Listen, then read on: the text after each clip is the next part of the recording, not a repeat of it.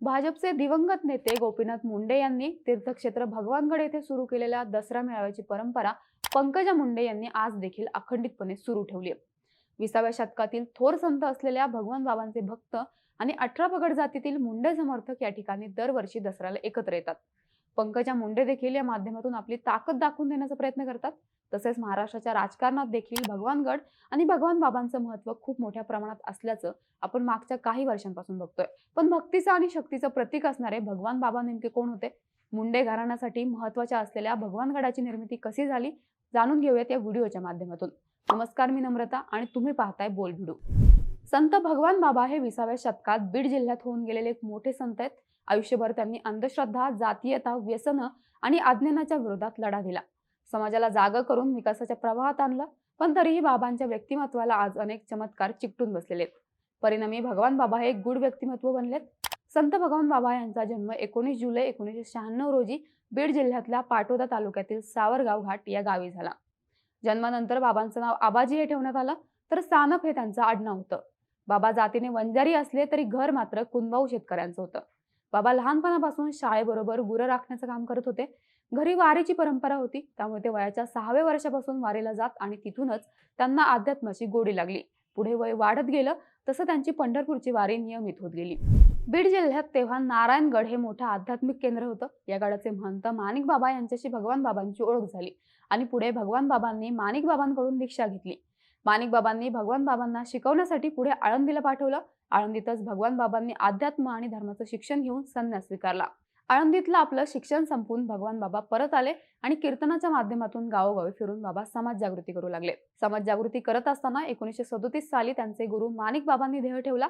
त्यावेळी माणिक बाबांनी भगवान बाबांना आपलं उत्तराधिकारी नेमलं होतं. गडावर असताना भगवान बाबांनी अनेक लोकोपयोगी कामे सुरू केली.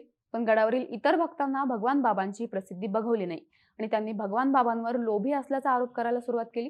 आरोपांमुळे त्रस्त झालेल्या बाबांनी मोठ्या तडकाफडकीने नारायणगड सोडला आणि समाजात निघून आले. पुढे बीड जिल्ह्यातील बाजीराव पाटील यांनी बाबांना पाटोदा तालुक्यातील धोम्या डोंगरावर आणले. त्यावेळी धोम्या डोंगर अत्यंत अस्ताव्यस्त, कठीण आणि जंगली होता.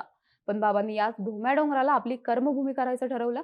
बाबांनी भक्तांना आवाहन केलं की गड बांधण्यासाठी आर्थिक मदत आणि श्रमदान करावं. बाबांची ख्यातीच इतकी होती की शेकडो लोक 1 रुपयाची मजुरी न घेता गडावर श्रमदानाला आले आणि विशेष म्हणजे हे सगळे लोक आपल्या घरून भाकरी बांधून आणत होते आणि श्रमदान करत होते. गडासाठी आर्थिक मदत देखील खूप जमली. यात अनेक महिलांनी आपले दागिने सुद्धा दान दिले होते. बीड जिल्ह्यातल्या एका गरीब वंजारी महिलेने आपले 10 तोळ्याचे दागिने सुद्धा गडासाठी देऊन टाकले होते. हे विशेष. गड बांधून तयार झाला, पण गडाचं नामकरण झालेलं नव्हतं. गडावर विठ्ठलाचं विशाल मंदिर बांधण्यात आलं होतं. मंदिरात विठ्ठल मूर्तीच्या प्राणप्रतिष्ठेसाठी त्यावेळेचे दिग्गज लोक आले होते, ज्यात त्यावेळेचे मुंबई प्रांताचे मुख्यमंत्री यशवंतराव चव्हाण हे सुद्धा होते.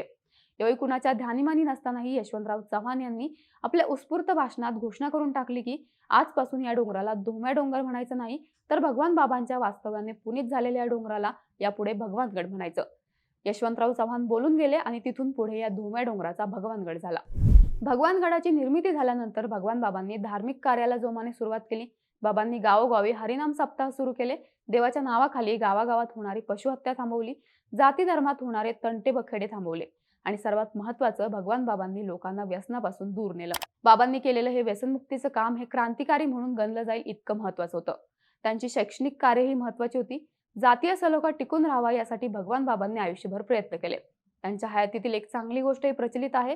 एका गावात एक मुस्लिम मिस्त्रीने संपूर्ण मंदिर बांधून पूर्ण केलं, पण देव हा पवित्र असल्यामुळे आणि मिस्त्री मुस्लिम असल्यामुळे देवाचा गाभारा मात्र गावातले लोक त्या मिस्त्रीला बांधू देत नव्हते. त्यावेळी भगवान बाबांनी गावातल्या सगळ्याच लोकांची समजूत घातली आणि त्या मुस्लिम मिस्त्रीच्याच हस्ते गाभारा बांधून घेतला आणि त्या मंदिरात मूर्तीची स्थापना स्वतः बाबांनी केली. हे विशेष. या आणि अशा असंख्य कामांमुळे आयुष्यात एकही चमत्कार न करता भगवान बाबा या असामान्य व्यक्तिरेखेला देवत्व प्राप्त झालं. अशा या थोर साधू पुरुषाचं वयाच्या 69व्या वर्षी पुण्यातल्या रुबी हॉल रुग्णालयात निधन झालं. पण त्यांच्या कार्यामुळे आजही भगवानगडावर लाखो भक्त महाराष्ट्रातून येतात. भगवान बाबांच्या आणि त्यांच्या गडाविषयीची माहिती तुम्हाला कशी वाटली कमेंट करून नक्की सांगा आणि अशाच माहितीपूर्ण व्हिडिओसाठी बोल व्हिडिओच्या YouTube चॅनलला सबस्क्राईब करायला विसरू नका.